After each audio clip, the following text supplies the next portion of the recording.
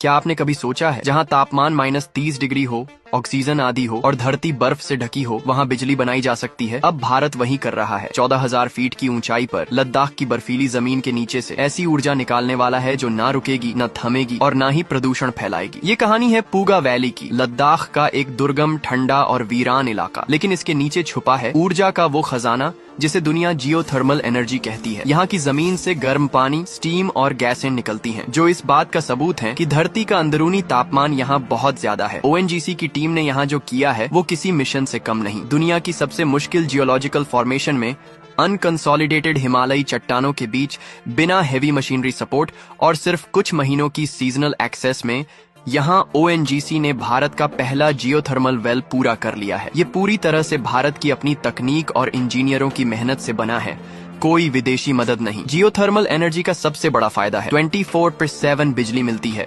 Weather से प्रभावित नहीं, न धुआं, न कार्बन और लगभग मेंटेनेंस फ्री। और ये सब कुछ एक ऐसे इलाके में होगा जहां आज भी कई गांवों में बिजली नहीं है। लद्दाख में अब डीजल जनरेटर का जमाना गया, अब आएगा पूगा पावर। दुनिया में जियोथर्मल टेक्नोलॉजी आज तक सिर्फ कुछ देशों तक सीमित थी, जैसे आइसलैंड, न्यूजीलैंड और यूएसए। लेकिन अब इस लिस्ट में शामिल हो रहा है भारत, और वो भी अपने दम पर। चाइना ने अभी तक ऐसी ऊंचाई पर जियोथर्मल पावर जनरेट करने की कोशिश नहीं की है। इसलिए ये प्रोजेक्ट सिर्फ बिजली नहीं बल्कि एक मैसेज है कि भारत अब किसी भी चुनौती को हरा सकता है, चाहे वो पर्यावरण की हो या भूगोल की। पूगा वैली अब सिर्फ एक भूभाग नहीं रहा, ये बन चुका है भारत के आत्मनिर्भर भविष्य का प्रतीक। Geothermal energy, continuous, carbon free, future ready, और भारत अब इस तकनीक में भी दुनिया को लीड करने जा रहा है। अगर आप चाहते हैं कि देश की ये तरक्की हर कोने तक पहुंचे